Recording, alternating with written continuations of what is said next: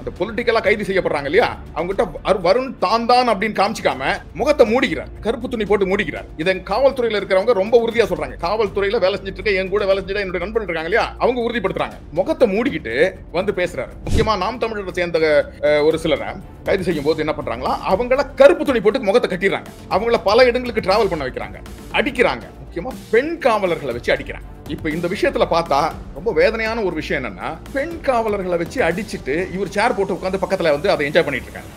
இது முழுக்க முழுக்க சைக்கலாஜிக்கல் பர்வர்ஷன். நீங்க தண்டிக்கிறதுக்கு உரிமை கிடையாது. ஆனா இவர் என்னன்னா, அவங்கள தொடர்ந்து விமன் போலீஸ் வச்சு அடிக்கிறார். அதே மாதிரி விமன் போலீஸை வச்சு அசிங்கமா பேச வைக்கிறார், கெட்ட வார்த்தைகளை பேச வைக்கிறார். ஆனா ஏனோ தெரியல, இதுல சம்பந்தப்பட்ட அரசியல் கட்சிகள் இருக்காங்க இல்லையா, அவங்க சட்டப்படியான நடவடிக்கையே அருண் மேல இது வரைக்கும் எடுக்கலன்றத எனக்கு புரியல. நாம் தமிழர் கட்சியை சேர்ந்த ஒருத்தர், யாரோ ஒரு பேச்சாளர் ஒருத்தர் ஏதோ ஒரு பாட்டு பாடினாரு சொல்லிட்டு அவரை கைது பண்றாங்க. இந்த பாட்டுக்கும் அவருடைய செல்போனுக்கும் இந்த குற்றச்செயலில் சம்பந்தப்பட்டிருக்கா? அவர் பாட்டு பண்ணதான் குற்றம். அவர் பாட்டு பண்ணதான் குற்றம். அந்த பாட்டுக்கான எவிடன்ஸ் உங்கள்கிட்ட இருக்கா? அந்த எவிடன்ஸை எடுத்துக்கோங்க, அந்த எவிடன்ஸ் வச்சு வழக்கு பதிவு செய்யுங்க. அதை விட்டுட்டு நீங்க இந்த செல்போனை எப்படி எதுக்காக சீஸ் பண்றீங்க? நீங்க வந்து இந்த விமன் போலீஸை வச்சு அடிக்கிறதே ரொம்ப ஃபேமஸா எப்ப பேசப்பட்டது அப்படின்னா, ஃபெலிக்ஸ் கைதுலயும் சங்கர் கைதுலயும் தான் இது வந்து ரொம்ப வெளியில தெரிய ஆரம்பிச்சது. அதுலயும் முக்கியமா சங்கரை கைது பண்ணும்போது அந்த விமன் போலீஸ் ஆபீசர்ஸ் எல்லாம் கேமரா வச்சுட்டு போட்டோ எடுத்துக்கிட்டு சங்கருடைய உடைஞ்ச கையை முறுக்கி திரும்பி சங்கரை வந்து அடிச்சதை நம்ம வந்து பார்த்தோம். அதுக்காக சங்கர் வந்து ஒரு வழக்கும் பதிவு செஞ்சார். அன்னைக்கே அவரோட Facebook பேஜ்ல யூனிஃபார்ம் போட்டுக்கிறாரு, ஸ்டார் வச்சுக்கிறாரு, பின்னாடி பேக் லைட் வச்சுக்கிறாரு, போட்டோ ஷூட் பண்றாரு. அது ஏதோ சினிமா ஹீரோஸ் பண்ணுவாங்க இல்லையா, ஒவ்வொருக்கும் வேஷம் போட்டு போட்டோ எடுப்பாங்க இல்லையா, அந்த மாதிரி பண்ணிட்டு இருக்காரு. அந்த போட்டோ ஷூட் பண்ண போட்டோகிராஃபர்ஸ்டே பேசினேன், சார் அடிக்கடி வந்துருவார் சார், போட்டோ ஷூட் பண்ணுவார் சார் அப்படின்ற. இப்போ என்ன மனநிலை இது? வந்து டிஎம்கே ஃபேமிலிக்கு நிறைய இந்த மாதிரி ப்ளீஸ் பண்றது மாதிரி நிறைய விஷயங்களை செஞ்சு அதன் மூலமா அவங்களுடைய குட் புக்ஸ்குள்ள போயிட்டு தனக்கு வேண்டிய காரியங்களை செஞ்சுக்கணும். வணக்கம் சவுக்கு மீடியா நேயர்களே, இந்த நேர்காணலில் போலீஸ் ரிசர்ச்சர் திரு முத்துகுணா அவர்கள் நம்மோடு இணைந்துள்ளார். அவரோடு பல்வேறு விஷயங்கள் குறித்து பேச இருக்கிறோம். வாருங்கள் சார். வணக்கம். வணக்கம் சார். தமிழ்நாட்டில் தொடர்ந்து சில நிகழ்வுகள் நடந்து கொண்டே வருகின்றன. குறிப்பாக சொல்லணும்னா, நாம் தமிழருக்கும் அதே போல திரு வருண் ஐபிஎஸ் அவர்களுக்கும் இடையே ஒரு மோதல் நீங்க பார்த்துருக்கீங்க. தொடர்ந்து சமூக வலைதளங்கள்ல தொடர்ந்து அது போய்கிட்டே இருக்கு. சமீபத்தில் ஜார்க்கண்ட்ல ஐபிஎஸ் அதிகாரிகளோட ஒரு கான்ஃபரன்ஸ் நடந்தது. அந்த கான்ஃபரன்ஸ்ல வருண் ஐபிஎஸ் அவர்கள் நாம் தமிழரை வந்து குறித்து பேசினார். அதோடைய வீடியோ காணொலிகள்லாம் வந்து வெளியில பார்க்கப்பட்டது. இது குறித்து பல்வேறு சர்ச்சைகள் எழுந்தன. ஒரு ஐஏபிஎஸ் கான்ஃபரன்ஸ்ல போயிட்டு நாம் தமிழர் கட்சியை பத்தி பேசணுமா அப்படின்னு சொல்லிட்டு இங்க விமர்சனங்கள் தமிழ்நாட்டில் நிகழ்ந்தது. அதற்கு வந்து சீமான் அவர்களும் வந்து பதிலடி கொடுத்தார். நீங்க பார்த்திருப்பீங்க. அது திரு வருண் ஐபிஎஸ் அவர்கள் வந்து அப்படி பேசியது சில பேர் தவறுன்றாங்க, சில பேர் சரின்றாங்க. நீங்க எப்படி அந்த விஷயத்தை பாக்குறீங்க? இது பார்க்கறதுக்கு முன்னாடி நம்ம ஒரு சில விஷயங்களை நம்ம இங்க புரிஞ்சுக்கணும்னு ஆசைப்படுறேன். பேராசிரியர் இன்குலாப் அவர் வந்து நியூ கல்லூரி, அதாவது புது கல்லூரி ராயப்பேட்டாவில் இருந்த பேராசிரியர். அவர் இப்ப உயிரோடு இல்லை. அவருடைய புத்தகம் ஒன்று சூரியனை சுமப்பவர்கள்னு ஒரு புத்தகம். அந்த புத்தகத்துல ஒரு கவிதை, அவர் எழுதின கவிதை, காக்கி சட்டைக்குள் இருக்கும் ரவுடி கும்பல்களே, எங்களை புரண்டிச்சு வந்த நகங்களை இனி எங்களிடம் நீட்டாதீர்கள், இனி வெட்டப்பட போவது நகங்கள் அல்ல அப்படின்னு சொல்லிட்டு அந்த கவிதை தொடரும். இப்ப இன்குலாபினுடைய வார்த்தைகளை நம்ம இங்க புரிஞ்சுக்கணும். இன்குலாப் ஒரு மனித சமுதாயத்துல ஒரு பொது மனிதனா இருந்து இந்த விஷயத்த மக்களுடைய குரலா வைக்கிறார். இதுல என்ன சொல்றாருன்னா, காக்கி சட்டை அப்படின்றது வந்து மொத்த காவல்துறையுமே அவர் வந்து அடையாளப்படுத்துறார். அப்ப என்னன்னா, தொடர்ந்து பல ஆண்டுகளாகவே காவல்துறை மக்களுக்கு எதிரான ஒரு அமைப்பாவே செயல்பட்டு இருக்கு. ஏன்னா அது ஒரு பிரிட்டிஷ் அரசனுடைய எச்சமா நம்முடைய இந்திய அரசுல செயல்பட்டு இருக்கு. நான் 2006 முதல்ல 1996 இருந்து 2008 வரை தமிழ்நாடு காவல்துறையில வேலை செஞ்சேன். அதுல பல துறைகள்ல வேலை செஞ்சேன். கடைசியா விஜிலன்ஸ் அண்ட் ஆன்டி கரப்ஷன்ல இன்ஸ்பெக்டரா வேலை செஞ்சேன். அப்ப அந்த இடத்துல இருந்து எனக்கு வந்து அந்த இடத்துல இருக்கும்போது எனக்கு வந்து அமெரிக்காவுக்கு போறதுக்கு ஒரு வாய்ப்பு கிடைச்சது. அதான் முதல் பயணம் எனக்கு இந்தியாவை விட்டு வெளியில போறதுக்கான வாய்ப்பு. அங்க எதுக்காக நான் போகிறதுக்கு வாய்ப்பு கிடைச்சதுன்னா, இல்லினாய் ஸ்டேட்ல இருக்கக்கூடிய போலீஸ் ஆர்கனைசேஷனையும் கோர்ட்டையும் சிறையையும், அதாவது கிரிமினல் ஜஸ்டிஸ் சிஸ்டம்னு சொல்லக்கூடிய ஒரு அமைப்பை பற்றி புரிஞ்சுக்கிறதுக்காக படிக்கிறதுக்காக எனக்கு ஒரு வாய்ப்பு கிடைச்சது அங்க போய் பார்க்கறது. நான் அங்க போய் பார்க்கும்போது காவல்துறை செயல்படுகிற விதம் இருக்கு இல்லையா, அது தமிழ்நாட்டில் செயல்படுகிற விதத்துக்கும் இந்தியாவில் செயல்படுகிற விதத்துக்கும் மிகப்பெரிய வித்தியாசத்தை என்னால் உணர முடிஞ்சது. மிகப்பெரிய வித்தியாசம். எந்த மாதிரியான வித்தியாசம் சார்? காவல்துறை என்பதே சேவை துறையா இருக்கு. மேற்குலகில் காவல்துறை என்பதே சேவைக்கான ஒரு துறை, சர்வீஸ். இங்க நான் வேலை செஞ்ச காவல்துறையில இல்ல சார், நீங்க பேசும்பொழுது ஒரு விஷயத்த சொன்னீங்க. இப்ப மேற்குலகம்ன்றது சொல்லும்பொழுது அந்த ஈஸ்ட் இந்தியா கம்பெனி தான் வந்து இங்க வந்து ஆண்டாங்க. அவர்களின் எச்சம், விழுமியம் தான் இங்க இருக்கிற போலீஸ் வந்து தற்பொழுதும் செயல்படுதுன்னு சொல்றீங்க. அவர்கள் உருவாக்கிய காவல்துறை இந்தியாவில் வந்து வேறு மாதிரியாக செயல்படுகிறது. ஆனா அவர்கள் நாட்டில் வந்து வேறு மாதிரியாக செயல்படுகிறது எப்படி? லியோ, இதுல நம்ம நல்லா புரிஞ்சுக்க வேண்டிய ஒரு விஷயம். நீங்களே கரெக்டா சொன்னீங்க. ஈஸ்ட் இந்தியன் கம்பெனி ஒரு காவல்துறையை உருவாக்குது. East Indian company. அது அது அது பிரிட்டிஷ் அரசாங்கமா ஈஸ்ட் இந்தியன் கம்பெனியா? Company is working for profit. அவங்களுடைய ப்ராப்பர்ட்டியையும் அவங்களுடைய உடைமைகளையும் மக்களையும் பாதுகாக்கிறதுக்காக உருவாக்கப்பட்ட காவல்துறை தான் ஈஸ்ட் இந்தியன் கம்பெனிக்காக உருவாக்கப்பட்ட காவல்துறை. அத கிட்ட வெப்பன் கொடுத்தாங்க. அந்த காவல்துறை கிட்ட வெப்பன் கொடுத்தாங்க. ஆனா மேற்குலகில் இருக்கிற காவல்துறை அப்படிப்பட்ட காவல்துறை இல்ல. சர்வீஸ். நான் அதுக்கு ஒரு எக்ஸாம்பிள் கூட நான் சொல்லுவேன். இங்க இருக்கக்கூடிய நான் இன்னைக்கு ஆஸ்திரேலியாவில் கிட்டத்தட்ட 17 ஆண்டுகளா வாழ்ந்துட்டு இருக்கேன். இந்த ஆஸ்திரேலியாவில் இருக்க காவல்துறையில இங்க ஒருத்தன் குடிச்சிட்டு ரோட்ல பிரச்சனை பண்றான்னு வச்சுக்கோங்களேன், அவனை அடிக்கிட்டலாம் மாட்டாங்க. அவன் ரோட்ல பிரச்சனை பண்ணிட்டு இருக்கான்றத உணர்ந்து அவனை போய் ஒரு 4-5 போலீஸ் ஆஃபீஸர் போய் அவனை அரெஸ்ட் பண்ணுவாங்க. ஃபர்ஸ்ட் ரெஸ்ட்ரெயின் பண்றதுன்னு சொல்லுவாங்க. அவனை போட்டு அமைக்கி பிடிச்சி லாக் பண்ணி ஹேண்ட் கஃப் பண்ணி அவனை வண்டியில ஏத்தி அவன் என்ன நிலைமையில இருக்கான்னு பார்ப்பாங்க. கொண்டு போய் அவனை ஸ்டேஷன்ல வைப்பாங்க. அவனை கொஞ்சம் அமைதி ஆகிறான்னு பார்ப்பாங்க. அப்படி அமைதி ஆகலன்னு வச்சுக்கோங்களேன், அவனை கொண்டு போய் ஸ்டேஷன் ஹாஸ்பிட்டல்ல அட்மிட் பண்ணுவாங்க. ஹாஸ்பிட்டல்ல அட்மிட் பண்ணி அவனை ட்ராங்குலைஸ் பண்ணுவாங்க. ட்ராங்குலைஸ் பண்றேன்னா அவனை அமைதிப்படுத்துறதுக்காக அவனை ஊசி போட்டுருவாங்க. அவன் அப்படியே அமைதியா தூங்கிட வேண்டியதுதான். அடுத்த நாள் காலையில தான் அவன் நார்மலான பிறகுதான் அவன் எழுந்துவான். எழுந்த பிறகுதான் அவன் மேல வழக்கு பாயும், மற்ற விஷயங்கள்லாம் பாயும். இங்க நாம என்ன பண்ணுவோம்? அடிப்போம். அவன் குடிச்சிருந்தாலும் அடிப்போம், அவன் குடிக்கலனாலும் அடிப்போம், அவன் மனநிலை பாதிக்கப்பட்டிருந்தாலும் அடிப்போம், எல்லாமே நம்ம செய்வோம். இப்ப அதே மாதிரி ஒரு விஷயம், நீங்க ஒரு சேவை எங்களுக்கு வேணும் அப்படின்ட்டு நீங்க காவல்துறையை அணுகும் போது அதை உங்க வீட்டுக்கே வந்து செஞ்சு கொடுப்பாங்க காவல்துறை. இப்ப நம்ம காவல்துறையில அந்த மாதிரி அமைப்புகள்லாம் இருக்கா அப்படின்னா கேள்விக்குறி. அந்த அமைப்புகள்லாம் நான் இல்லாததுதான் நான் உணர்ந்தேன். நான் வேலை செய்யற வரைக்கும் அந்த மாதிரி ஒரு அமைப்பு இல்லாததுதான் உணர்ந்தேன். பெரும்பாலும் காவல்துறையை சேர்ந்தவங்க தான் மக்களுடைய அதிகாரி போல செயல்படுறது. மக்களுடைய அதிகாரி, நான் சொல்றத நீ செய் அப்படின்ற ஒரு மனநிலையில மக்களை வந்து வேலை செய்ய வைக்கிறத நம்ம பார்க்கிறோம், இன்னைக்கும் பார்த்துட்டு இருக்கிறோம். இப்ப அந்த பிரச்சனையோட சேர்த்து பார்க்கும்போது தான் இப்ப வருண் வந்து நம்ம கிட்ட பிரச்சனையில வர்றாரு. வருண் என்ன பண்றாரு? ஒரு மீட்டிங்ல போயிட்டு தனக்கு நேர்ந்த விஷயங்களை பற்றி அங்க பேசுறாரு. எஸ், பேசலாம், அவர் பேசலாம். ஆனா அந்த கான்ஃபரன்ஸ் எதை பற்றினது, அந்த கான்ஃபரன்ஸ் எதற்கானது அப்படின்றத அவர் புரிஞ்சுக்கிட்டு அதை பேசணும். ஆனா அவர் என்னன்னா அதை ஒரு வாய்ப்பா பயன்படுத்திக்கிட்டு என்டிஏக்கும், அதாவது நாம் தமிழர் கட்சிக்கும் அவருக்கும் இருக்கிற உறவு இருக்கு இல்லையா, அதை சென்ட்ரல்ல கெடுக்க முயற்சி பண்றார், அதை டிஃபேம் பண்ண முயற்சி பண்றார். அதனுடைய அதுல வந்து ஒரு கரிய பூச முயற்சி பண்றார். அதை அந்த ஆப்பர்ச்சுனிட்டியை பயன்படுத்திக்கிறார். அதாவது என்னன்னா அவருக்கு கொடுக்கப்பட்ட வாய்ப்பு இருக்கு இல்லையா, அந்த வாய்ப்பை அவருடைய பச்சாதாபங்கள், சுய விருப்புகளுக்கு அதை பயன்படுத்திக்கிறார். இந்த விஷயத்தை பொறுத்த வரைக்கும் அவர் என்ன தெளிவா என்ன சொல்றாருன்னா, தமிழ் ஷாவனிஸ்ட்ன்ற ஒரு வார்த்தையை பயன்படுத்துறாரு. இன்னைக்கு தமிழ்நாட்டுல அப்படி ஒரு அமைப்பே கிடையாது. தமிழ்நாடு முழுவதுமே தமிழ் ஆதிக்க அமைப்புகள் எதுவுமே கிடையாது. இன்னைக்கு இருந்தாங்க. அப்போ ஒரு காலகட்டத்துல இருந்தாங்க. அதை விட்டுக்குவோம், இன்னைக்கு பேசுவோம். அதே மாதிரி இன்னைக்கு இருக்கக்கூடிய தமிழ் அமைப்புகள் அத்தனையுமே மக்களாட்சியை ஏத்துக்கிட்டு அந்த இந்திய அரசினுடைய மக்களாட்சிக்குள்ள சேர்ந்து தான் வேலை செஞ்சுட்டு இருக்காங்க. இன்னைக்கு எலெக்ஷன் கமிஷனுக்குள்ள மெம்பரா இருக்கிறாங்க. எலெக்ஷன் கமிஷன் என்னென்ன சொல்லுதோ அந்த ரூல்ஸை ஃபாலோ பண்றாங்க, ஓட்டிங் சிஸ்டத்தை ஃபாலோ பண்றாங்க, ப்ரொபகண்டா சிஸ்டத்தை ஃபாலோ பண்றாங்க. அப்படி இருக்கிறவங்களை இவங்க தமிழ் பிரிவினைவாத அமைப்பு வருண் சொல்றாரு இல்லையா, அவர் எந்த எவிடன்ஸை வச்சுக்கிட்டு அப்படி பேசுறாரு? அப்ப இதுல இருந்தே புரியுது வருணுக்கு அவங்க மேல ஒரு வெறுப்புணர்வு இருக்கு. அதே மாதிரி அவங்களுக்கு நிறைய பிரச்சனைகள் இருக்கலாம். அதே மாதிரி அவர் என்ன சொல்றாரு, என்னுடைய மனைவியினுடைய போட்டோ, என்னுடைய குழந்தைகளுடைய போட்டோ எல்லாம் அவங்க பயன்படுத்தி என்ன சைபர்ல அட்டாக் பண்ணாங்க, சைபர் ஸ்பேஸ்ல அட்டாக் பண்ணாங்க அப்படின்றத அவன் சொல்றாரு. ஓகே, அப்படி இருக்குன்னா நீங்க சட்டப்படி நடவடிக்கை எடுங்க. நீங்க தான் சட்டத்தை கையில வச்சிட்டு இருக்கீங்களே, சும்மா கண்டதுக்கு எல்லாமே நீங்க கேஸ் போடுறவங்க தானே, இல்லாதவங்க மேல எல்லாம் கேஸ் போடுறவங்க தானே. அப்ப இதுக்கு கேஸ போட்டு அந்த கேஸை நீங்க ப்ரூவ் பண்ணி காட்டுங்க. அதே மாதிரி நம்ம ஏற்கனவே ஒரு சில விஷயங்கள்ல பேசியிருக்கிறோம். ஒரு சில வழக்கை தன்னால முடிக்க முடியலன்னா, போலீஸ் காவல்துறை பொறுத்த வரைக்கும் தன்னால முடிக்க முடியாத திறனை இருக்கிற பட்சத்துல அந்த குற்றவாளிகளை கூட்டு போய் சுட்டு கொண்டுறாங்களா இல்லையா, அந்த குற்றவாளிகளை தூக்கிட்டு போய் என்கவுண்டர் பேர்ல சுட்டு கொண்டுறாங்களா இல்லையா. அப்ப இதெல்லாம் பார்க்கும்போது வருணால முடியாதனால என்ன பண்றாரு, இந்த பிரச்சனையை வேற ஒரு பக்கத்துக்கு திசை திருப்ப முயற்சி பண்றாரு. வேற ஒரு பக்கத்துக்கு திருப்ப திசை முயற்சி பண்ணும்போது அது அவருக்கே திரும்பி பாயுது. சரி, இப்ப வருணை பற்றி நம்ம புரிஞ்சுக்கிட்டா தான் இந்த பிரச்சனையில வருணுக்கும் இதுக்கும் இருக்கிற நம்ம விஷயத்தை வந்து முழுசா ஏத்துக்க முடியும், முழுசா புரிஞ்சுக்க முடியும். சரி, வருண் நம்ம பார்க்கணும்னா ஃபர்ஸ்ட் நம்ம வந்து வருண் வந்து தமிழ்நாட்டுல ஒரு எஸ்பியா இருக்காரு, இன்னைக்கு சூப்பரண்டா போலீஸா இருக்காரு. அதாவது முத கட்டமா அவர் வந்து ஏஎஸ்பியா ஜாயின் பண்ணி அடிஷனல் சூப்பரண்டா போலீஸா ஜாயின் பண்ணி இன்னைக்கு ப்ரொமோட் ஆகி எஸ்பியா வந்திருக்காரு. ஒரு ப்ரொமோஷன் தான் நடந்திருக்குது அவர் லைஃப்ல, ஒரே ஒரு ப்ரொமோஷன் தான் நடந்திருக்குது. ஆனா இந்த ஒரு ப்ரொமோஷனுக்கு அப்புறம் அவருக்கு எத்தனை ப்ரொமோஷன் இருக்கு தெரியுமா? டிஐஜி, ஐஜி, ஏடிஜிபி, டிஜிபி, இத்தனை ப்ரொமோஷன் அவர் தாண்டி வரணும். ஆனா இத்தனை ப்ரொமோஷனை தாண்டி அந்த இடத்துக்கு வர்றதுக்கு முன்னாடி அவர் என்ன பண்றாரு?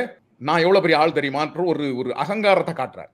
அதுவும் முக்கியமா மக்கள் கிட்ட காட்டுறாரு, அரசியல் கட்சிகள் கிட்ட காட்டுறாரு. அப்ப அவருக்கு முழுக்க முழுக்க அந்த நான் சொன்னேன் இல்லையா, அந்த பிரிட்டிஷ் அரசாங்கத்தினுடைய காவல்துறையில இருக்கக்கூடிய அந்த எச்சம் இருக்கு இல்லையா, இவர்கிட்ட வேலை செய்யுது.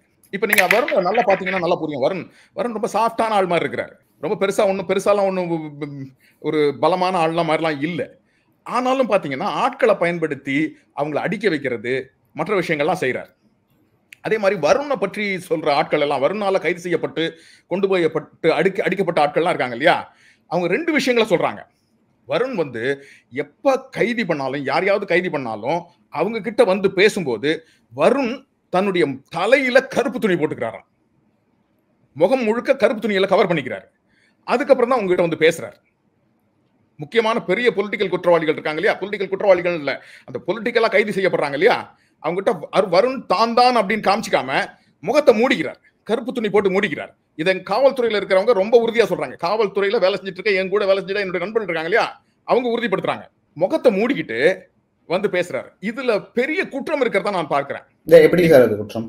அதுல என்னன்னா, காவல்துறையில மிக முக்கியமான விஷயம் என்னன்னா, காவல்துறையில ஒரு காவலரா வேலை செஞ்சாலும் சரி, டிஜிபியா வேலை செஞ்சாலும் உங்களுக்கு யூனிஃபார்ம் அவசியம். உங்க யூனிஃபார்ம்ல உங்களுக்கு ரேங்க் இருக்கணும். நீங்க என்ன பதவியில் இருக்கிறீங்கன்றது உங்களுக்கு ரேங்க் இருக்கணும். இன்ஸ்பெக்டர், டிஎஸ்பி, எஸ்ஐ, கான்ஸ்டபிள், அந்த கான்ஸ்டபிளா இருந்தா அவங்களுக்கு என்னென்ன அந்த 2 பட்டை 1 பட்டை எல்லாம் இருக்கு இல்லையா, இதெல்லாம் அவங்களுடைய ரேங்க். அதே மாதிரி டிஜிபியா இருக்கிறவங்களுக்கு அவங்களுக்கு ரேங்க் இருக்கு. யூனிஃபார்ம் இருக்கணும். யூனிஃபார்ம் என்ன கலர்ல இருக்கணும் இருக்கு, அது மேல யூனிஃபார்ம்ல ரேங்க் இருக்கணும். அதுக்கு மேல ஒன்னு இருக்கணும், உங்களோட நேம் பேட்ச்.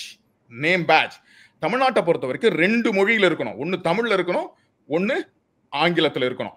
இப்போ வட இந்தியாவில் வேலை செய்யற ஆபீசர்ஸ் ஒன்னு ஹிந்தியில இருக்கணும், இன்னொன்னு இங்கிலீஷ்ல இருக்கணும். இல்ல ஒரு சில மாநிலங்கள்ல வெறும் ஹிந்தியில மட்டும் இருந்தா போதும்னு சொல்லியிருக்காங்க. அது அந்த மாநிலங்கள்ல. இப்போ தமிழ்நாட்டை பொறுத்த வரைக்கும் நேம் பிளேட் இருக்கணும். ஆனா வருண் என்ன பண்றாரு? முகத்தை கருப்பு துணி போட்டு மூடிக்கிறாரு. He is not acting like a police officer. தன்னோட யூனிஃபார்மை மறைக்கிறாரு, தன்னுடைய முகத்தை மறைக்கிறாரு, தன்னுடைய நேம் பிளேட்டை மறைக்கிறாரு. அப்புறம் எப்படி அவர் போலீஸ் ஆபீசரா உங்ககிட்ட பெர்ஃபார்ம் பண்ண முடியும்? அப்ப அந்த பிரச்சனை உங்களுக்கு புரியுதா? உங்களுக்கு இட் இஸ் இல்லீகல். என்னுடைய முகத்தை மறைச்சிக்கிட்டு வரேன்னா நான் முகமூடி கொள்ளையன். நான் ஒரு முகமூடி கொள்ளையனா ஒரு குற்றவாளி எப்படி கைது செய்ய முடியும்? அப்ப இது முதல் குற்றமா? நீங்க இது பாத்தீங்க. ஆனா மற்ற ஒரு சில குற்றவாளிகளை அவர் கைது செஞ்சு அவங்கள விசாரிச்சதா அவங்க இன்னமும் யூடியூப்லயும் பேசிக்கிட்டு இருக்காங்க. அது முக்கியமா நாம் தமிழரை சேர்ந்த ஒரு சிலரை கைது செய்யும் போது என்ன பண்றாங்களா, அவங்கள கருப்பு துணி போட்டு முகத்தை கட்டிடுறாங்க. அவங்களுக்கு கருப்பு துணி போட்டு கட்டிட்டு அவங்கள பல இடங்களுக்கு டிராவல் பண்ண வைக்கிறாங்க, அடிக்கிறாங்க. முக்கியமா பெண் காவலர்களை வச்சு அடிக்கிறாங்க. இப்ப இந்த விஷயத்துல பார்த்தா ரொம்ப வேதனையான ஒரு விஷயம் என்னன்னா, பெண் காவலர்களை வச்சு அடிச்சுட்டு இவர் சேர் போட்டு உட்கார்ந்து பக்கத்துல வந்து அதை என்ஜாய் பண்ணிட்டு இருக்காரு. இது முழுக்க முழுக்க சைக்கலாஜிக்கல் பர்வர்ஷன். நீங்க ஒருத்தர வழக்கு பதிவு செய்றீங்கன்னா அந்த வழக்கை பதிவு செய்யுங்க. அந்த வழக்குக்கான செக்ஷன்ஸ் இருக்கு இல்லையா, இந்தியன் பீனல் கோட்ல இருக்கக்கூடிய செக்ஷன், புதுசா இப்ப வந்திருக்கிற சட்டம் இருக்கு இல்லையா, பாரதிய சஞ்சார் ஏதோ ஒரு சட்டம் இருக்கு இல்லையா, அந்த சட்டத்துல என்ன குற்றம் குறிப்பிட்டு இருக்கோ அந்த குறிப்பிட்ட சட்டப்படி போட்டு நீங்க கோர்ட்ல கொண்டு போய் அவருடைய வழக்கை அவர் மேல கோர்ட்ல கொண்டு போய் விடிக்க வேண்டியதான் உங்க வேலை. அதுதான் போலீஸோட கடமை. போலீஸ் உங்ககிட்ட சரண்டர் ஆன ஒருத்தரையோ உங்ககிட்ட கஸ்டடியில இருக்கிறவங்களையோ அடிக்கிறதுக்கு உரிமை கிடையாது, நீங்க தண்டிக்கிறதுக்கு உரிமை கிடையாது. ஆனா இவர் என்னன்னா அவங்கள தொடர்ந்து விமன் போலீஸ் வச்சு அடிக்கிறார். அதே மாதிரி விமன் போலீஸை வச்சு அசிங்கமா பேச வைக்கிறார், கெட்ட வார்த்தைகளை பேச வைக்கிறார். இது எந்த விதத்துல நியாயம் அப்படின்னு பார்த்தா கட்டாயம் குற்றம். ஆனா ஏனோ தெரியல, இதுல சம்பந்தப்பட்ட அரசியல் கட்சிகள் இருக்காங்க இல்லையா, இதுல குற்றம் சாட்டப்பட்ட இந்த குற்றத்தை சாட்டுற மக்கள் இருக்காங்க இல்லையா, அவங்க சட்டப்படியான நடவடிக்கையே ஏன் அருண் மேல இது வரைக்கும் எடுக்கலன்றத எனக்கு புரியல.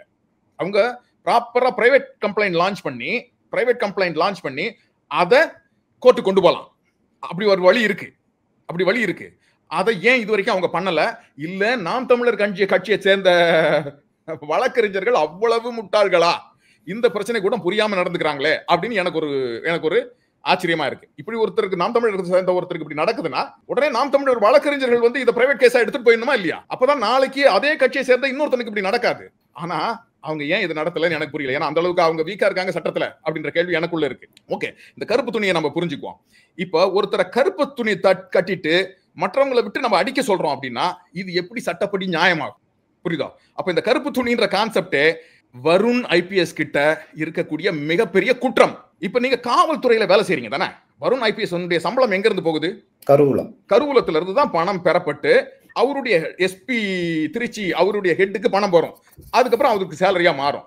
இந்த பணம் எங்க இருந்து வருதுன்னா மக்களுடைய காசு. இப்படி மக்களுடைய காசை வாங்கிக்கிட்டு ஒருத்தர் அவர் இஷ்டத்துக்கு அவர் ரவுடி போலவும் கொள்ளைக்காரன் போலவும் செயல்படலாமா? இப்ப சொல்லுங்க, இது குற்றமா குற்றம் இல்லையான்னு. நீங்க குற்றம்னு சொன்னீங்கன்னா உங்க மேல வழக்கு போடுவாங்க. இப்ப என் மேல கேஸ் போட்டாங்கன்னா நான் சட்டப்படி நான் இவங்களை பாத்துக்குவேன். அதே மாதிரி இதுல பேசப்படுற அத்தனை கருத்துக்குமே நான் பொறுப்பு. நான் அப்படி ஒரு நிகழ்வு நடந்திருக்கு இந்தியாவுல.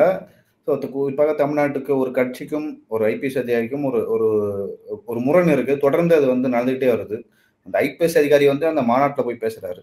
நீங்க காவல் ஆய்வாளரா இருக்கீங்க, கருத்து நான் கேட்கிறேன். இது எல்லாமே உங்க சொந்த கருத்து தான், என்னோட கருத்து மட்டும் இல்ல. இது நியாயத்தை நான் பிரதிபலிக்கிறேன். அதே மாதிரி உலகம் முழுக்க இருக்கக்கூடிய காவல்துறை பற்றின படிப்புகள் நான் படிச்சிருக்கேன் இல்லையா? அங்க இந்த குற்றம் வருண் செய்த குற்றம் செஞ்சாங்க. வருண் பதவி நீக்கம் செய்யப்பட்டிருப்பார். இந்நேரம் வருணுக்கு பதவி கிடையாது, அவர் வெளியில போயிருப்பார். அவர் போயிட்டு எங்கேயோ ஒரு இடத்துல கூலி வேலை செய்ய ஆரம்பிச்சிருக்கணும். இந்நேரம் கூலி வேலைக்கு ஆரம்பிச்சிருக்கணும். கருப்பு துணி பற்றி நம்ம பேசணும், புரிஞ்சுக்கிட்டோம். அது குற்றம்ன்றத புரிஞ்சுக்கிட்டோம். இப்ப இந்த எஸ்பின்ற ரேங்க் இருக்கு இல்லையா? இந்த எஸ்பின்ற ரேங்க்ல தான் அவர் இன்னைக்கு இருக்காரு. பிரசன்டா அவர் எங்க இருக்காருன்னா எஸ்பியா இருக்காரு. SP Trichy district. இப்ப எஸ்பியா இருக்கிறவரு அவருடைய ரோல் என்ன? அப்படின்னா எஸ்பியா திருச்சி டிஸ்ட்ரிக்ட்ல இருக்கக்கூடிய போலீஸ் ஸ்டேஷன்ஸ் இருக்கு இல்லையா, அதனுடைய யூனிட்ஸ் இருக்கு இல்லையா, அதுல இருக்கிற ஆய்வாளர்கள் வேலை செஞ்சுட்டு இருக்காங்க இல்லையா, ஆய்வாளர்கள் டிஎஸ்பி வேலை செஞ்சுட்டு இருக்காங்க. அவங்க தான் ஃபீல்ட் ஆபீசர்ஸ். அவங்கள சூப்பர்வைஸ் பண்றதுதான் இவருடைய வேலை. கண்காணிப்பாளர் தான் இவருடைய பொறுப்பே. Superintendent of police, superintendent of police.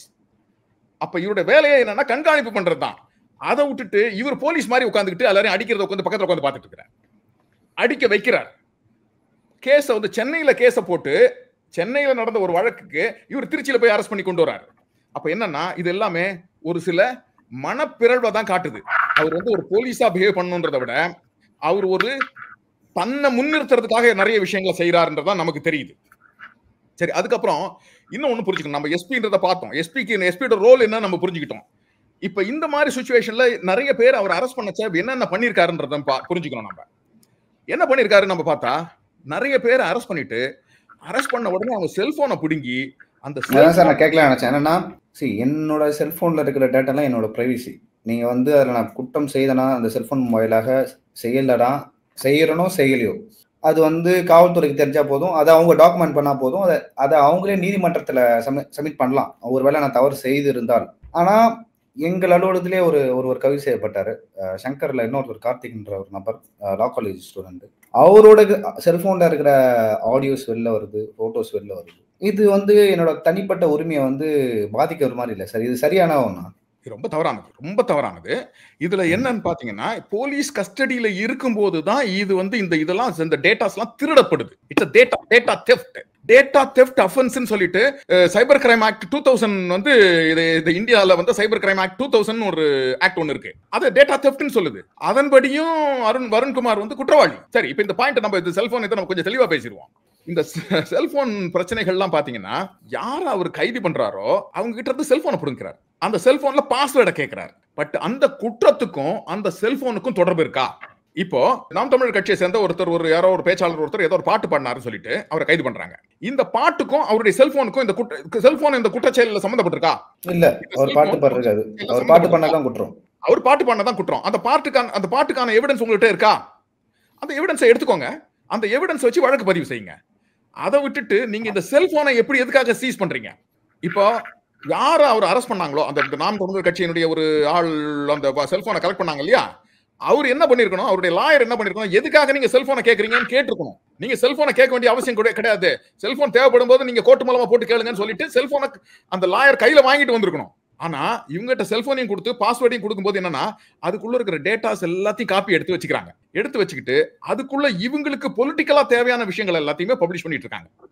இதுல என்னென்ன வீடியோஸ் பப்ளிஷ் ஆச்சுன்றதுலாம் இன்னைக்கு தமிழ்நாட்டில் இருக்கக்கூடிய அத்தனை பேருக்கு தெரியும். யார் யாரை பற்றின வீடியோ வந்தது, சீமான் பற்றிய வீடியோ வந்தது, அந்த அந்த பெண் பேச்சாளர் பற்றி வீடியோ வந்தது, அப்புறம் நிறைய பெண்களை பற்றி வீடியோ வந்தது, இப்படி எல்லாமே வந்து இப்ப அவருடைய பர்சனல் மேட்டர்ஸ நீங்க பப்ளிக்கா மாத்துறீங்க. அவருடைய பர்சனல் மேட்டர்ஸ நீங்க பப்ளிக்கா மாத்தும் போது ஆட்டோமேட்டிக்கா நீங்க you are an offender. You are an offender. அஃபெண்டர்னா என்ன? குற்றவாளி. அப்ப இந்த பிரச்சனையை வந்துட்டு வருண் தொடர்ந்து பண்ணிட்டு இருக்காரு. ஒரு ஐபிஎஸ் ஆபீசர் மாதிரி பிஹேவ் பண்ணாம அவர் யாரோ திட்டமிட்டு நடத்தின ஒரு காய் நகர்த்தலுக்கு துணை போய்கிட்டே இருக்காரு, கருவியா செயல்படுறாரு. அதுவும் குற்றமே. நீங்க ஒரு ஆபீஸ்ல வேலை செய்யும் போது உங்களோட ஆபீஸ மிஸ்யூசிங் த அபிஷியல் கெப்பாசிட்டி அப்படின்னா கிரைம். மிஸ்யூசிங் த அபிஷியல் கெப்பாசிட்டி அப்படின்னா உங்களுடைய ஆபீஸ நீங்க தப்பா பயன்படுத்துறீங்க. அப்படின்னா என்ன அர்த்தம்? நீங்க உங்க ஆபீஸ நீங்க எப்படி பயன்படுத்தணுமோ அப்படி பயன்படுத்தாம வேற விதத்துல பயன்படுத்துறீங்க. அப்ப யாருக்கோ ஒருத்தருக்கு நீங்க வேலை செஞ்சு கொடுக்கறதுக்காக செல்போன்ல இருக்கிற விஷயங்களை திருடி நீங்க அவங்களுக்கு கொடுக்குறீங்கன்னா எந்த விதத்துல நியாயம்? வந்து நாம் தமிழர் கட்சியை சேர்ந்தவங்களுடைய செல்போன்ல திருடி இருந்தாலும் சரி, இல்ல அவருடைய மற்றவர்களுடைய செல்போன்ல திருடி இருந்தாலும் சரி, யாருடைய செல்போன்ல திருடி இருந்தாலும் திருட்டே. அதை வருண் தொடர்ந்து செஞ்சுக்கிட்டு இருக்காரு. அதுக்கான ப்ரூஃப் எல்லா இடத்துலயுமே இருக்கு. இப்ப இதை வந்து நம்ம ரொம்ப ஸ்ட்ராங்கா இதை வந்துட்டு இதை நம்ம தப்புன்னு சொல்லணும். அதுக்கப்புறம் இன்னொன்னு பாத்தீங்கன்னா, இந்த விமன் போலீஸ் வச்சு அடிக்கிறார். இந்த விமன் போலீஸ் ரொம்ப விரும்பி உட்கார்ந்து அடிச்சுக்கிட்டு இருப்பாங்கன்னு நினைக்கிறீங்களா? இல்ல சார், அவங்களுக்கு எல்லாருக்கும் வேலை இருக்கு. நீங்க இந்த விஷயத்தை கூட பார்க்கலாம். நீங்க வந்து இந்த விமன் போலீஸை வச்சு அடிக்கிறதே ரொம்ப ஃபேமஸா எப்ப பேசப்பட்டது அப்படின்னா, ஃபெலிக்ஸ் கைதுலயும் சங்கர் கைதுலயும் தான் இது வந்து ரொம்ப வெளியில தெரிய ஆரம்பிச்சது. அதுலயும் முக்கியமா சங்கரை கைது பண்ணும்போது அந்த விமன் போலீஸ் ஆபீசர்ஸ் எல்லாம் கேமரா வச்சுக்கிட்டு போட்டோ எடுத்துக்கிட்டு சங்கருடைய உடைஞ்ச கையை முறுக்கி திருவி சங்கரை வந்து அடிச்சதை நம்ம வந்து பார்த்தோம். அதுக்காக சங்கர் வந்து ஒரு வழக்கும் பதிவு செஞ்சிட்டாரு அன்னைக்கே, இல்லையா? அந்த மாதிரி நடக்குதுன்னா இந்த பெண்கள்லாம் நேம் பிளேட் இல்லாம வராங்க. எல்லாமே சின்ன சின்ன பெண்கள் நேம் பிளேட் இல்லாம வராங்க, தன்னுடைய அடையாளத்தை காமிக்காம வராங்க. அங்க வந்துட்டு யாரோ சொன்னாங்கன்னு சொல்லிட்டு அடிக்கிறாங்க. இது வெறும் திருச்சி டிஸ்ட்ரிக்ட்ல மட்டும் தான் நடக்குது. அப்ப திருச்சி டிஸ்ட்ரிக்ட்ல மட்டும் நடக்குதுன்னா இது யார் சொல்லி நடக்குதுன்னு சொல்லுங்க எனக்கு. Head of the Trichy district யாரு? வருண்குமார். அப்ப வருண்குமார் சொல்லி மட்டும் தான் நடக்குது. அப்ப வருண்குமார் இவங்களை தப்பா டைரக்ட் பண்ணி தப்பு செய்ய வைக்கிறாரா இல்லையா? இப்ப இதே தமிழ்நாடு காவல்துறையில் இருக்கக்கூடிய காவலர்களுக்கு சங்கம் இருந்ததுன்னு வச்சுக்கோங்களேன், இவங்க எல்லாம் நோன்னு சொல்லிருப்பாங்களா இல்லையா? சார் என்னால செய்ய முடியாது சார் சொல்லிருப்பாங்களா இல்லையா?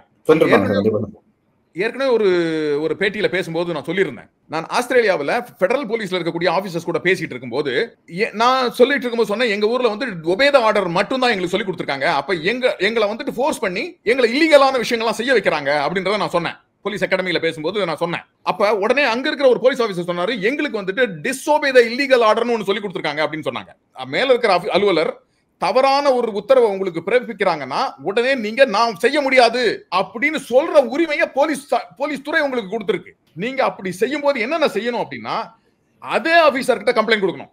செய்ய முடியாதுன்னு சொல்லணும், அவருக்கு மேலே கம்ப்ளைண்ட் கொடுக்கணும். அதுக்கு அடுத்து அந்த கம்ப்ளைண்ட் காப்பியை அதுக்கு மேல இருக்கிற ஆபீசர் கொடுக்கணும். நீங்க ஒண்ணு செய்ய முடியாதுன்னு சொன்னதோட நிறுத்திட்டு போயிடக்கூடாது. இல்லீகல் ஆர்டர் கொடுத்திருக்காரு. அவர் இல்லீகல் ஆர்டர் கொடுத்திருக்காருன்னு போது அவருடைய ஆபீஸ அவர் மிஸ்யூஸ் பண்றாரு.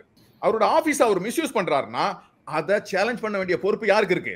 அந்த கீழ இருந்து அந்த ஆர்டரை ஏத்துக்கிறாங்க இல்லையா, அவங்களுக்கு வந்துருது. அப்ப ஆட்டோமேட்டிக்கா இந்த பிரச்சனையை நீங்க அடுத்த ஸ்டெப் கூட்டிட்டு போக முடியும். அப்ப இல்லீகல் ஆர்டர்ஸ் கொடுக்கறது ஸ்டாப் ஆயிடும். ஆனா இன்னைக்கு இந்திய காவல்துறையிலயோ தமிழக காவல்துறையிலயோ அந்த மாதிரி ஒரு சிஸ்டமே கிடையாது. இப்போ ஒரு மேல இருக்கிற ஒரு ஆபீசர் உங்களை வந்து ஏதாவது பண்ண சொல்லி ஃபோர்ஸ் பண்றாருன்னா நீங்க வேற வழி இல்லாம நீங்க அதை செஞ்சே முடிக்கணும். செய்ய முடியலன்னா உங்களை யூஸ்லெஸ் ஃபெலோன்னு திட்டுவான், உங்களை பனிஷ் பண்ணுவான், உங்களுக்கு சார்ஜ் கொடுப்பான். இது எல்லாத்தையும் நீங்க தலையில தூக்கி போட்டுக்கணும். அதே நேரத்துல ஒரு யூனியன் ஒண்ணு தமிழ்நாடு காவல்துறையில இருந்ததுன்னு வச்சுக்கோங்களேன். வெஸ்ட் பெங்கால்ல யூனியன் இருக்கு, கேரளாவில் யூனியன் இருக்கு, தமிழ்நாட்டுல காவல்துறையில யூனியன் இல்ல. ஆனா யூனியன் ஒண்ணு இருந்தா அந்த யூனியன் கேட்கலாம், நீங்க எப்படியா நீ வந்து தப்பா இவங்களை செய்ய சொல்லுவ அப்படின்னு கேள்வி கேட்குமா இல்லையா? இப்ப வந்து நம்ம வந்து போக்குவரத்து துறையில யூனியன் இருக்கு, அங்க அவங்களுடைய உரிமைகளை கேட்டு பெறாங்க இல்லையா, அவங்க உழைக்கக்கூடிய மக்களுடைய உரிமைகளை கேட்டு பெறாங்க இல்லையா? அப்ப அந்த வாய்ப்பை காவல்துறை தடுக்குது. இப்ப நம்ம புரிஞ்சுக்க வேண்டிய விஷயம்னா, இந்த விமன் போலீஸ் ஆபீசர்ஸ் விரும்பாமலும் அந்த வேலைகளை செய்ய வேண்டிய கட்டாயத்துல வந்து வருண் கொண்டு போய் தள்ளி விடுறாரு. அப்ப வருண் குற்றவாளியா இல்லையா? வருண் குற்றவாளி. நீங்க சொல்ல மாட்டீங்கன்னு எனக்கு தெரியும், ஆனா வருண் குற்றவாளி. ரைட்டா? அந்த உமன் போலீஸ் வந்து அதுக்கு கம்ப்ளைண்ட் கொடுக்கணும், இல்லைன்னா அவங்க ஏதாவது கருத்து தெரிவிக்கணும், விருப்பம் இல்லைன்னு செய்ய மாட்டாங்கல்ல. ஏன்னா இன்னைக்கு அவங்கள பாதுகாக்கிறதுக்கான ஒரு அமைப்பு தமிழ்நாடு காவல்துறையில இல்லையே. ஒரு கம்ப்ளைண்ட் கொடுத்துட்டு தமிழ்நாடு காவல்துறையில ஒரு விமன் போலீஸ் ஆபீசரால ஒரு நிம்மதியா வாழ்ந்துட முடியுமா? அப்ப எப்படி கம்ப்ளைண்ட் கொடுப்பாங்க? கொடுக்க மாட்டாங்க. ஏன் கொடுக்க மாட்டாங்கன்னா அவங்க நிம்மதியா இருக்க முடியாது. இன்னைக்கு இருக்கிற அமைப்பு அந்த மாதிரி மோசமா இருக்கு. தமிழ்நாடு காவல்துறையில இன்னைக்கு இருக்கிற அமைப்பு மோசமா இருக்கு. அப்ப இதுக்கு பின்னாடி இருக்கிற பிரச்சனைனால அவங்கள காப்பாத்திக்க முடியாது. அதனால அப்படியே அமைதியா என்ன சொன்னாலும் அதை கேட்டுட்டு கடந்து போறாள். நீ அவனை கொண்டுடுனாலும் கொண்டுட்டு வந்து நிக்கிற ஒரு போலீஸ் ஆபீசரா தான் இருக்காங்க. சரி, எஸ்பி காப்பாத்துவாரு, ஐஜி காப்பாத்துவாரு இப்படின்னு நினைக்கிற ஒரு போலீஸ் ஆபீசரா தான் அவங்க விமன் போலீஸ் ஆபீசர் இருக்காங்க. அது ரொம்ப ஒரு பேத்தட்டிக்கான ஒரு சிச்சுவேஷன், ரொம்ப வருத்தமான ஒரு விஷயம். சரியா? இப்ப நம்ம இது இன்னொன்னு பார்க்கணும். ஐபிஎஸ் ஆபீசர் தம்பி தலையில தூக்கி கொண்டாடிட்டு இருக்கிறோம். ஐபிஎஸ் ஆபீசர் என்ன கொம்பு முளைச்ச பெரிய ஆளா என்ன? அவனும் ஒரு சாதாரண ஆள் தான். அவனும் காவல்துறையில இருக்கக்கூடிய ஒரு ஆள் தான். அவனும் காவல்துறையில வேலை செய்யக்கூடிய ஒரு நம்பர் தான். ஆனா அவனோட ரோல் வேற, கீழே இருக்கிற கான்ஸ்டபிளோட ரோல் வேற. இவங்க 2 பேரும் சேர்ந்து தான் ஒரு ஆர்கனைசேஷனை அடுத்த ஸ்டெப் கூட்டிட்டு போறாங்க. இப்ப அப்படி இருக்கும்போது ஒரு ஐபிஎஸ் நம்ம வந்து ஒரு பெரிய தூக்கி தோல்ல வச்சுக்கிட்டு சுத்துறதுக்கு அவசியமே கிடையாது. அதே மாதிரி நான் ஒரு கேள்வி, நான் வந்து ட்ரைனிங் காலேஜுக்குள்ள போகும்போது நான் அங்க அப்ப எனக்கு ஐபிஎஸ் ஆஃபீஸரா இருந்த ஒரு எஸ்பி ஒருத்தட்ட நான் கேள்வி கேட்டேன். சார், நம்ம வந்து வருஷம் ஐபிஎஸ் ஆஃபீஸரை நம்ம செலக்ட் பண்ணிக்கிட்டே இருக்கிறோம். ஆனா ஏன் நம்ம போலீஸ்ல வந்து கரப்ஷன் குறையலன்னு நான் கேட்டேன் எங்க எஸ்பி கிட்ட. அவருக்கு பதிலே கொடுக்க முடியல. நாம பெஸ்ட்னு செலக்ட் பண்றோம் ஐபிஎஸ் ஆஃபீஸர் சொல்லிட்டு ஒரு வருஷத்துக்கு 100 பேர் 150 பேர் நம்ம வந்து இந்தியா முழுக்க செலக்ட் பண்றோம். 150 பேர் 200 பேரை செலக்ட் பண்றோம்.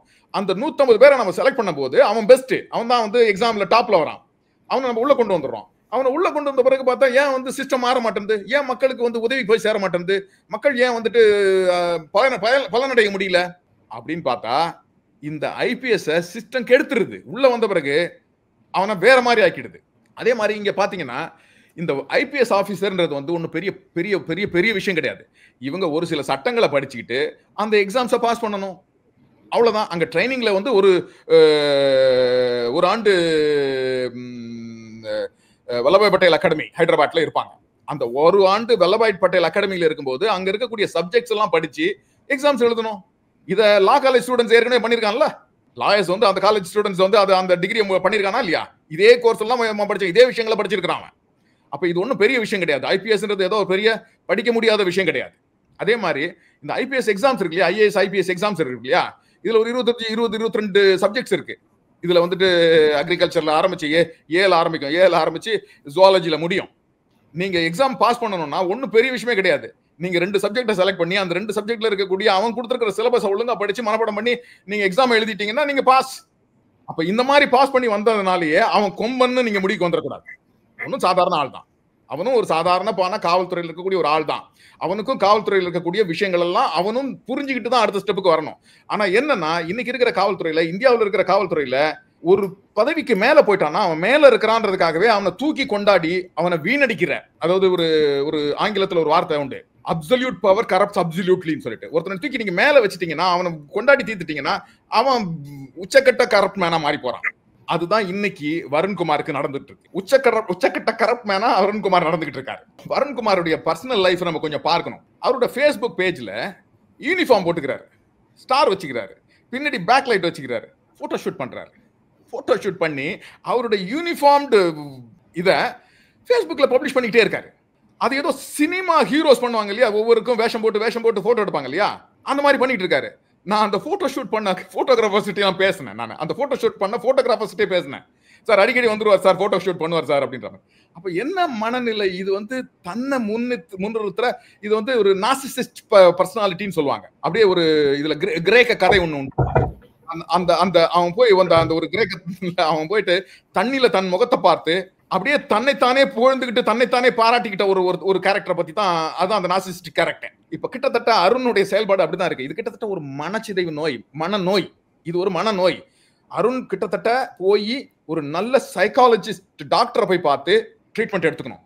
அப்படி இல்லைன்னா டிஜிபி அருணை ஒரு ப்ராப்பரான ஒரு டாக்டர் கிட்ட ரெஃபர் பண்ணணும். அப்படி இல்லைன்னா இது மக்களுக்கு பாதிப்பா முடியும். இன்னைக்கு அதுதான் நடந்துட்டு இருக்கு. மக்களை வந்துட்டு விக்டிமைஸ் பண்ணி பார்த்துட்டு இருக்காரு அருண். ஏன்னா அந்த நார்சிசிஸ்டிக் பர்சனாலிட்டினாலதான். இப்ப இதுல இன்னொன்னு பார்க்கணும் நம்ம. இப்ப இந்த அருண் மாதிரி ஆட்கள் இருக்காங்க இல்லையா, இவங்க கட்சி பேதம் பார்க்காம கட்சியில இருக்கிறவங்ககிட்ட எல்லாம் வந்துட்டு சண்டை போடுறாங்க, கட்சியில இருக்கிறவங்க எல்லாம் சண்டை போடுறாங்க. ஆனா ஒரு கட்சிக்கு சாதகமா இருக்கிறதுக்காக இதை வேலையை செஞ்சுட்டு இருக்காங்க. ஒரு கட்சிக்கு சாதகமா அது எல்லா ஆட்சியிலயும் நடக்கும் சார். இப்போ ஆளுங்கட்சிக்கு ஆதரவாக தான் எல்லா காவல்துறையும் நடப்பாங்க. நடக்கும். ஆனா புரிஞ்சுக்க வேண்டிய ஒரு விஷயம், ஆனா எல்லா போலீஸ் ஆபீசரும் இப்படி பண்றாங்களா? தமிழ்நாடு காவல்துறையில நான் கிட்டத்தட்ட 12 ஆண்டு காலம் வேலை செஞ்சுட்டு இருக்கிறேன். நல்ல அழகான அதிகாரிகள் நிறைய பேரை நான் சந்திச்சிருக்கேன். நல்ல அழகான அதிகாரிகளை சந்திச்சிருக்கேன். ஆனா ஒரு சிலர் அப்படி நடந்துக்கிறாங்க.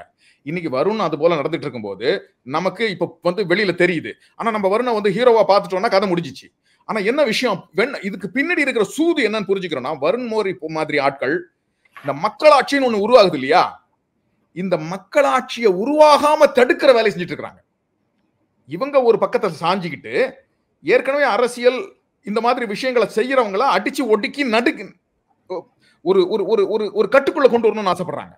அப்ப இவங்க மக்களாட்சிக்கு எதிரானவர்கள். வருண் போன்றவர்கள்லாம் மக்களாட்சிக்கு எதிரானவர்கள். உங்களுக்கு நான் சொல்ற விஷயம் புரியுதுன்னு நினைக்கிறேன் இல்லையா? இவங்க மக்களாட்சிக்கு எதிரானவர்கள். இவங்க காவல்துறை மட்டும், அது கிட்டத்தட்ட பிரிட்டிஷ் காவல்துறை. இவங்க அரசியல்வாதிகளையே இவங்களுக்கு பிடிக்காது. இவங்களுக்கு பிடிச்ச அரசியல்வாதிகள் இவங்களை வந்து பாப்பா மாதிரி வச்சு கொண்டாடுற அரசியல்வாதிகள் தான் இவங்க தேவை. அதுக்கு இவங்க வந்து எதையோ ஒண்ணு கொடுப்பாங்க, இல்ல யாரையோ ஒருத்தரை கொல்லுவாங்க, இல்ல யாரையோ ஒருத்தரை விக்டிமைஸ் பண்ணுவாங்க. அதுக்கு போய் இவங்க ரிவார்டு கேட்டு வாங்கிட்டு வந்துருவாங்க. எனக்கு ஒரு நல்ல போஸ்டிங் கொடுங்க. இவங்க வந்து யாரையோ ப்ளீஸ் பண்றதுக்காக இதை தொடர்ந்து செஞ்சுட்டு இருக்காங்க. ஆனா இன்னைக்கு யாரை ப்ளீஸ் பண்றாங்கிறது உங்களுக்கே தெரியும். இதை நான் சொல்லி ஒண்ணும் புரிய வேண்டாம். வருண் யாரை ப்ளீஸ் பண்றதுக்காக இந்த வேலையை செஞ்சுட்டு இருக்காரு உங்க முழுக்க தமிழ்நாட்டில் இருக்கிற அத்தனை பேருக்கும் தெரியும். அதே மாதிரி வருணோட அரெஸ்ட் எல்லாம் பாத்தீங்கன்னா ரொம்ப இன்ட்ரெஸ்டிங்கா இருக்கும். ஃபெலிக்ஸ் மேல ஒரு கேஸ் போட்டாங்க, சங்கர் மேல ஒரு கேஸ் போட்டாங்கன்னா உடனே வருண் முன்னாடி வரிஞ்சு கட்டிட்டு போயிட்டு முன்னாடி போய் நின்னுக்கிட்டு நான் அரெஸ்ட் பண்றேன்னு பண்ணிட்டு போயிட்டு வந்துட்டு இருக்காரு. ஏன் இதை வந்துட்டு இப்ப ஒரு தமிழ்நாட்டில் இருக்கக்கூடிய குற்றங்களையும் கரப்ட் ஆக்டிவிட்டிஸையும் எக்ஸ்போஸ் பண்ற ஆட்கள் இருக்காங்க இல்லையா, இவங்க மேல டிஎம்கே கேஸ் போடணும்னு சொல்லும் போது, வழக்கு போடணும்னு சொல்லும் போது ஓடி போய் நான் பண்றேன் அப்படின்னு நிக்கிறது வந்து என்ன மனநிலை? என்ன மனநிலைனா, நான் இதை பண்ணி கொடுக்குறேன், எனக்கு எதையாவது நீங்க பண்ணி கொடுங்கன்னு கேட்கிற மனநிலை. நான் பண்ணிடுறேன் ஓடுறது. இப்ப உங்களுக்கு புரியுதா இந்த விஷயம்? புரியுது. அதே மாதிரி இன்னும் ஒண்ணும் பார்க்கணும். இந்த மாதிரி ஆட்களை எப்படி ட்ரைனிங்ல செலக்ட் பண்ணி உள்ள கொண்டு வந்தாங்க? ரெக்ரூட்மெண்ட் எப்படி நடந்தது?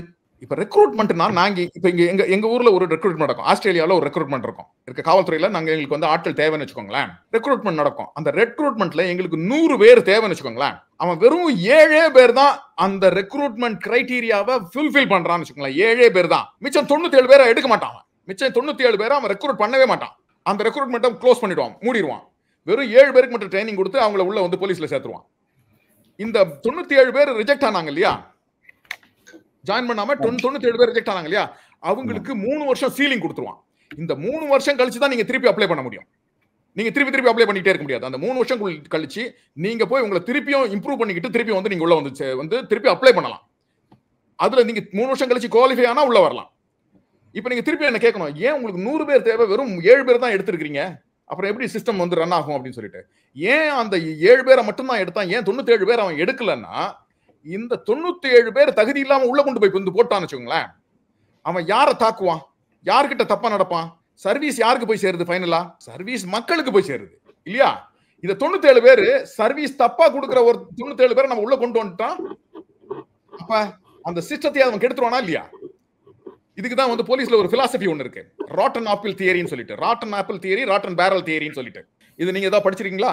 இல்ல சார், கேள்விப்பட்டிருக்கேன். சொல்லிடுறேன். இந்த போலீஸ் ஆர்கனைசேஷன் இருக்கு இல்லையா, இந்த ஆர்கனைசேஷனையே ராட்டன் பேரல்னு சொல்லுவாங்க. பேரல்னா அந்த மொத்த ஒரு பாத்திரம்.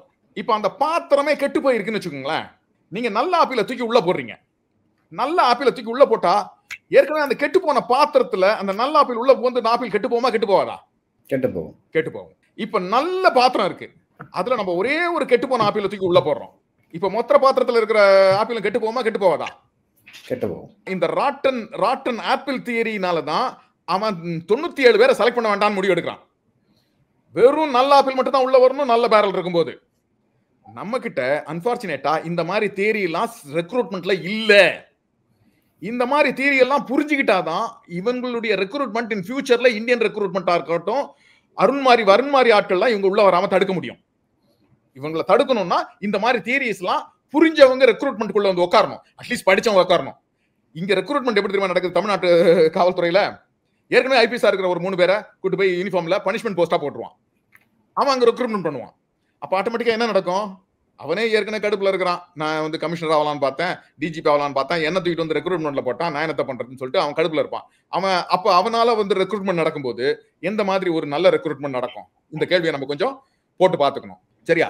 அதுக்கப்புறம் இந்த டிஎம்கே ஃபேமிலியினுடைய இன்வால்மெண்ட்டுக்கும் வருணுக்கும் ரொம்ப நெருக்கம் இருக்குன்றத வந்து இன்னைக்கு வந்து தமிழ்நாடு காவல்துறையில இருக்கிறவங்களும் சொல்றாங்க, வழக்கறிஞர்களும் சொல்றாங்க. நான் வழக்கறிஞர்கள்ட்டையும் பேசினேன். காவல்துறையில் இருக்கக்கூடிய என்னுடைய பேட்ச் நண்பர்கள் இன்னைக்கு வந்து எல்லாம் அடிஷனல் சூப்பரண்டா போலீஸா இருந்துட்டு இருக்காங்க. நான் வந்து 12 வருஷத்துலயே வேலையை விட்டுட்டு வந்துட்டேன். நான் ரிட்டையர்ட் ஆகிலாம் வரல. I'm too young, I'm still too young. நான் வேலையில இன்னும் இப்ப இருந்திருந்தா நான் அடிஷனல் சூப்பரண்டா போலீஸா அங்க நான் வேலை செஞ்சுட்டு இருப்பேன். நான் அந்த வேலையை வேண்டாம்னு சொல்லி 12 வருஷத்துல வேலையை வேண்டாம்னு சொல்லி தூக்கி போட்டு வந்துட்டேன். ஆனா என்னுடைய நண்பர்கள் இன்னும் 500 பேரு அதே டிபார்ட்மெண்ட்ல வேலை செஞ்சுட்டு இருக்கான். அடிஷனல் சூப்பரண்டா போலீஸா அங்கங்க இருக்கான், டிஎஸ்பி அங்கங்க இருந்துட்டு இருக்கான். ஒரு சிலர் அங்க டிஃபரெண்ட் பதவிகள் இருக்காங்க. இன்னைக்கு எஸ்பியா கூட ஒரு சிலர் இருக்காங்க. இப்ப அவங்க கிட்ட எல்லாம் நான் பேசும்போது டிஎம்கே ஃபேமிலிக்கு நிறைய இந்த மாதிரி ப்ளீஸ் பண்றது மாதிரி நிறைய விஷயங்களை செஞ்சு அதன் மூலமா அவங்களுடைய குட் புக்ஸ்குள்ள போயிட்டு தனக்கு வேண்டிய காரியங்களை செஞ்சுக்கணும். அதே மாதிரி நாம இதை வந்து கொஞ்சம் புரிஞ்சுக்கணும். ஏன் வந்து வருண் இப்படிப்பட்ட செய்யற விஷயங்கள் எல்லாம் நாம ஏத்துக்கிறோம்? நாம ஏன் இதை வந்து ஏத்துக்கிறோம்? ஏன் இது தேவைப்படுது அப்படின்னா நமக்கு இன்னும் தெளிவு வரல. ஒரு சமீபத்துல தமிழ்நாட்டை சேர்ந்த ஒரு மிகச்சிறந்த கவிஞர் ஒருத்தர், ரொம்ப மிக மிக முக்கியமான ஒரு கவிஞர் வச்சுக்கோங்களேன், இன்னும் வாழ்ந்துட்டு இருக்காரு, மிகச்சிறந்த கவிஞர். அவர்கிட்ட நான் பேசினேன். அவர் என்கிட்ட சொன்னாரு, இது சம்பந்தமா பேசினேன். அப்ப அவர் என்கிட்ட சொன்னாரு, இன்னும் நம்ம மக்கள் அடிமை மனநிலையிலிருந்து வெளியில வரல, தனக்கு உரிமை இருக்கு, தனக்கு எல்லாம் வந்து சேரும் அப்படின்ற மனநிலை இன்னும் வந்து மக்களுக்கு வந்து சேரல அப்படின்னு அவர் சொன்னாரு. எனக்கு என்னமோ அது உண்மை மாதிரி தான் படுது. இப்ப வந்துட்டு வருண் தானே, வருண் ஐபிஎஸ் பொது வழியில கொண்டு வந்து வைக்க வேண்டியது வந்து இன்னைக்கு இருக்கக்கூடிய அத்தனை சிவில் அமைப்புகளுக்கும் கடமை தானே. அரசு இயந்திரங்கள், அரசு அமைப்புகள் வந்து ஒரு துறை தவறு செய்தால் இன்னொரு துறை வந்து அதை கண்டுக்க கூடாது. அந்த மாதிரியான ஒரு விதி தான் தமிழ்நாட்டுல, இந்தியாவிலே இருக்கு. இப்போ நீங்க சொல்ற மாதிரி ஒரு தப்பு செஞ்சாங்கன்னா மற்ற துறைகள்லாம் அதை கேட்டிருந்தா பண்ணிருக்க மாட்டாங்க. நான் மற்ற துறை பற்றி நீங்க சொல்லுங்க, நீங்க வந்து இந்த சிவில் அமைப்புகள்லாம் இப்ப நீதிமன்றமாகட்டும், மனித உரிமைகள் ஆணையமா இருக்கட்டும், அவங்களாம் இருக்காங்க. தவறு செய்யறாருன்னா அவங்க சைட்லயும் ஏதாவது ஃபால்ட் இருக்கலாம். நாளைக்கு வந்து காவல்துறை அதை கேள்வி கேட்பாங்க சொல்லிட்டு அவங்க கேட்காம இருப்பாங்க. அது அது அது அது பற்றி எனக்கு தெரியல. எல்லாமே ஒன்றோடு ஒன்று பிணைக்கப்பட்டது. அதை வந்து நீங்க வந்து மாற்ற முடியாது. அது வந்து அப்ப நீங்க வருண குற்றமே சொல்ல முடியாது. வருண நீங்க ஏத்துக்கணும். இப்ப அதுதான் நம்ம நடந்துட்டு இருக்குது. ஆனா நாம அப்படி ஏத்துக்க கூடாதுன்றதுதான். இது மக்களுக்காக நம்ம பேசுறோம். இப்ப நம்ம யாருக்காக பேசுறோம்னா மக்களுக்காக பேசுறோம். இது மக்களுடைய குரலா நம்ம வந்து பதிவு செய்யறோம். அப்ப வந்து வருண் செய்யற குற்றங்களை வந்துட்டு எக்ஸ்போஸ் பண்ண வேண்டிய பொறுப்பு, வருண் செய்யற குற்றங்களை வந்து மக்கள் மத்தியில கொண்டு போய் வைக்க வேண்டிய பொறுப்பு நமக்கு இருக்கு. அதன் காரணமா தான் வைக்கிறோம். அதே மாதிரி இன்னொன்னு, என்ன வந்து ஒரு ஹைகோர்ட் நண்பர் கேட்டார். ஹைகோர்ட்ல இருக்கிற லாயர் வந்து என்னோட மிக முக்கியமான நண்பர். அவர் கேட்டார், என்ன உங்களுக்கு ஏன்னா வேற வேலை கிடையாது தானே, ஏன்னா சும்மா இதெல்லாம் போய் பேசிட்டு இருக்கீங்க நீங்க அப்படின்னு கேட்டார். எப்ப நான் தானப்பா வெளியில இத்தனை கிட்டத்தட்ட 15 வருஷமா வெளிநாடுகளில் சுத்தி வெளிநாடுகள்ல காவல்துறை பற்றிய படிப்பை படிச்சு தமிழ்நாட்டு காவல்துறைக்கும் வெளிநாடுகள்ல இருக்க காவல்துறைக்கும் இருக்கிற வித்தியாசங்களை புரிஞ்சு வச்சிருக்கிறேன். அப்ப நான் வந்து சொல்லலைன்னா அப்ப யார் வந்து சொல்லுவாங்க? இப்ப நான் சொல்ல வேண்டிய எனக்கு பொறுப்பு இருக்கு, என்னுடைய கடமை இருக்கு. இந்த கடமையை தான் நான் இன்னைக்கு செய்யறேன். இதுக்கு இந்த விஷயங்களை நான் வந்து சொல்றது உங்களுக்கு பிடிக்கலன்னா, நான் சொல்ற விஷயங்களை என் மேல பிடிக்காம என் மேல வழக்கு போடுறீங்க அப்படின்னா நீங்க தான் தப்பு. ஒரு விஷயம் உண்மை, மக்களுக்கு சேர வேண்டியது கடமை. அதை தடுக்கணும். அதை தடுக்கிறதன் மூலமா நீங்க மக்களுக்கு தகவலே போய் சேரக்கூடாதுன்னு நினைக்கிறீங்கன்னா அதை யாரு அந்த மாதிரி தடுக்கணும்னு நினைக்கிறாங்களோ அவங்க தான் குற்றவாளிகள். அதே மாதிரி இப்ப வருண் வந்து ரொம்ப இவ்வளவு தூரம் வருண் எல்லாம் பேசிட்டு இருக்காங்க. இன்னைக்கு முக்கியமா டிஎம்கே கேடர்ஸ் எல்லாம் பாத்தீங்கன்னா வருண் வந்து மிகச்சிறந்த ஐபிஎஸ் ஆபிசர் அப்படின்ற மாதிரி எல்லாரும் வந்துட்டு தூக்கி பிடிச்சிட்டு இருக்காங்க. அப்ப இப்படி எல்லாம் பார்க்கும்போது வருண் மேல தொடர்ந்து குற்றங்கள் இருந்துகிட்டே இருக்கு. அந்த வருணை தூக்கி பிடிக்கிற ஒரு தமிழ்நாடு அரசை சேர்ந்த ஒரு அமைச்சரோ ஒரு முதல் மந்திரியோ அவரை தூக்கி பிடிச்சி காப்பாத்தி வச்சிட்டு இருக்காங்கன்னா அவங்க மக்களுக்கு எதிராக செயல்பட்டு இருக்காங்கன்னு அர்த்தம். அவங்க மக்களுக்கு எதிர்ப்பா செயல்பட்டு இருக்காங்க. மக்களை விக்டிமைஸ் பண்ற, மக்களை தாக்குற, பாதிப்பு செய்கிற ஒரு ஐபிஎஸ் ஆபீசரை காப்பாத்துற ஒரு அரசாங்கம் இருக்கு இல்லையா, அது மக்களுக்கு எதிரான அரசாங்கம். அதை செய்யற எந்த மந்திரியா இருந்தாலும், அது முதல் மந்திரியா இருந்தாலும் சரி, இல்ல துணை மந்திரியா இருந்தாலும், துணை முதல் மந்திரியா இருந்தாலும் சரி, அவர்கள் தவறு செய்கிறவர்களாக நம்ம பார்க்கணும். இதுல என்ன ஒரு விஷயம் புரிஞ்சுக்கணும் அப்படின்னா, இந்த காவல்துறை பற்றிய அத்தனை துறைகளையும் இன்னைக்கு கையில வச்சிட்டு இருக்கிறது யாருன்னா சிஎம் மு.க. ஸ்டாலின் இல்லையா? அவர் இந்த விஷயங்கள்லாம் புரிஞ்சுக்காமலே நகர்ந்து போயிட்டு இருக்காரு. ஆனா மு.க. ஸ்டாலின் தொடர்ந்து என்ன பேசிட்டு இருந்தாங்க, ஆட்சிக்கு வர்றதுக்கு முன்னாடி மிசா காலத்துல காவல்துறையால் பாதிக்கப்பட்டவர், தாக்கப்பட்டவர் சொல்லிட்டு இருக்காங்க. இன்னைக்கு ஒரு காவல்துறை அரசியல் கட்சிகளை தாக்குது, தனி மனிதர்களை தாக்குது, ஒரு அதுவும் காவல்துறை சேர்ந்த ஒரு சில தனி ஆட்கள். ஆனா ஏன் அது மு.க. ஸ்டாலினுக்கு தெரியவில்லை? இதுதான் என்னோட கேள்வி. நீங்கள் நல்ல ஒரு மக்களாட்சி உருவாக வேண்டும் அப்படின்னா அரசியல்வாதிகள் தலையிடணும், இதை சரியான முறையில வந்து செயல்படுத்தணும். சரிங்க சார், இது வரைக்கும் வந்து நான் கேட்ட எல்லா கேள்விக்கும் மிக வெளிப்படையாக தைரியமாக வந்து பல பதில்களை சொன்னீங்க. உங்க கருத்துக்களுக்கு ரொம்ப நன்றி.